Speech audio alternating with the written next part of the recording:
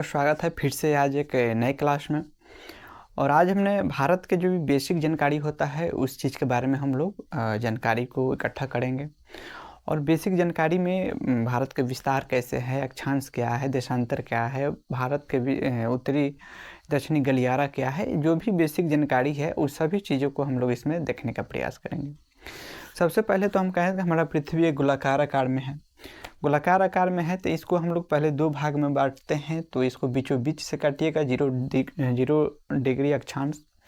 अक्षांश को हम लोग जो लाइन परा हुआ होता है उसको हम लोग अक्षांश कहते हैं, यानी ये परा हुआ लाइन है इसको हम लोग अक्षांश कहते हैं। और जो खड़ा हुआ लाइन होता है इसको हम लोग देशांतर कहते हैं। यानी जब भी आप देखे होइएगा ग्लोब पे दो लाइनें आपको देखने को मिला होगा। एक क्या होता है, पड़ा हुआ लाइन होता है जो कि जिसको हम लोग अक्षांश के नाम से जानते हैं।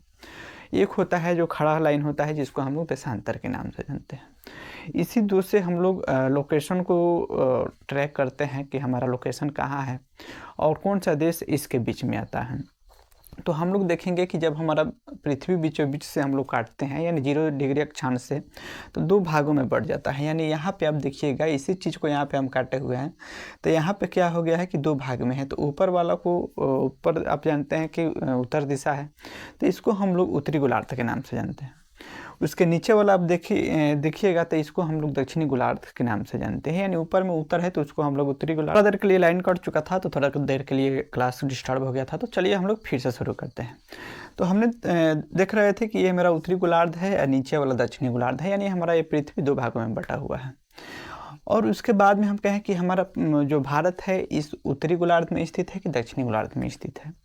तो जैसे भी हम उत्तर वाला जो हिस्सा आप देख रहे हैं इसी में मेरा भारत स्थित है, इसलिए हम कहते हैं कि भारत हमारा उत्तरी गोलार्ध में स्थित है। उसके बाद से फिर ये तो पड़ा हुआ लाइन हमने काट के देखा। अब की बार हम इसके बीचों बीच से खड़ा हुआ लाइन काट के हम लोग देखेंगे। इसको हम लोग देशांतर बोलते हैं, जो कि 0 डिग्री देशांतर है, जो कि पूरे पृथ्वी को ये भी दो भागों में बांटता है। परंतु इसमें क्या था कि उत्तर दक्षिण करके बांट रहा था, इसमें क्या है कि पूर्व पश्चिम करके इसमें बांट रहा है। तो इसमें क्या है कि आप इसी चीज़ को यहाँ पे अलग अलग कीजिएगा तो ये हमारा पूर्व में है इसलिए इसको पूर्वी गोलार्ध के नाम से जानते हैं। ये हिस्सा पश्चिम में है इसलिए इसको हम लोग पश्चिमी गोलार्ध के नाम से जानते हैं। इसमें हमारा भारत कहाँ स्थित है, तो इसमें हमारा पूर्वी गोलार्ध में भारत स्थित है। तो ये हो गया हमारा भारत का जो कि बेसिक जो पृथ्वी में कहाँ पे है इस चीज़ से जानकारी हो गया कि हमारा भारत का है उत्तरी गोलार्ध। पूरे पृथ्वी में अगर कहे कि हमारा किस अक्षांश में है या किस देशांतर में है तो इसमें आप आसानी से देख पाइएगा, क्योंकि गोलार्ध सीधे पूछेगा तो उत्तरी दक्षिणी करके तो उसमें हमारा उत्तरी हो जाएगा। अगर पूर्व पश्चिम करके पूछेगा तो उसमें हमारा पूरब की ओर हो जाता है। उसके बाद में देखिए ये हमारा पूरे भारत का जो कि मैप है। इसमें क्या होता है कि सबसे पहले हम लोग देखेंगे कि हमारे भारत के सबसे ऊपरी पॉइंट यानी सबसे उत्तर में जो पॉइंट है इसको हम लोग इंदिरा कौल के नाम से जानते हैं। हम इंदिरा कौल के नाम से जानते हैं। और इसी के सीध में हम सबसे दक्षिण वाला जो देखें इसको हम लोग कन्याकुमारी के नाम से जानते हैं। परंतु यहाँ पर एक और आप देखे होइएगा जिसको हम लोग अंडमान निकोबार द्वीप समूह के भी नाम से जानते हैं, जो कि ये भी हमारा भारत का ही एक राज्य है जिसको हम लोग यूटी यानी केंद्र शासित प्रदेश के नाम से अभिन्न है वर्तमान में। तो ये भी हमारा भारत का ही हिस्सा है, जो कि आप देखे होइएगा कि कन्याकुमारी यहीं तक है और इसका विस्तार थोड़ा नीचे तक है। तो यहाँ पे हम लोग जब उत्तरी दक्षिणी गलियारा कहेगा तो हम लोग उत्तर से लेकर दक्षिण तक की लंबाई को देखेंगे, जिसका लंबाई हम कहें तो 3214 किलोमीटर है। कहाँ से, इंदिरा कौल से लेकर कन्याकुमारी तक। इसको हम लोग उत्तरी दक्षिणी गलियारा के भी नाम से जानते हैं। यहाँ पे एक चीज़ और पूछता है कि जो इंदिरा कौल है वह कितना डिग्री अक्षांश से गुजरता है।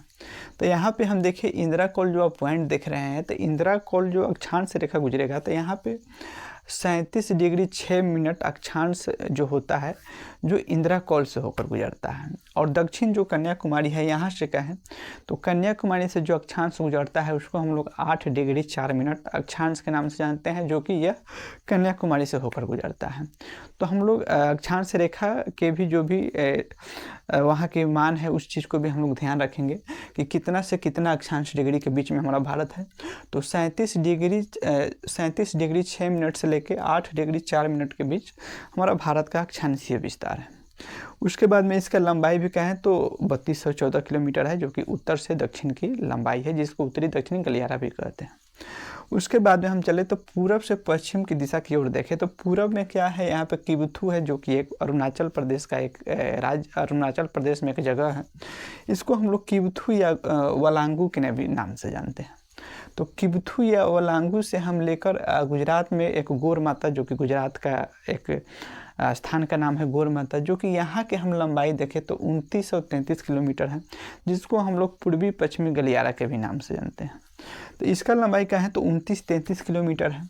गौर माता जो स्थान है या जो लोकेशन है, इसके हम देशांतर हम लोग देखेंगे कि कौन सा देशांतर यहाँ से होकर गुजरता है, और पूर्व में देखेंगे कि कौन सा, क्योंकि यहाँ पे पड़ा हुआ लाइन आप देख रहे हैं। तो यहाँ पे देशांतर रेखा पूछता है कि भारत के सबसे पूर्व में कितनी डिग्री देशांतर रेखा गुजरता है।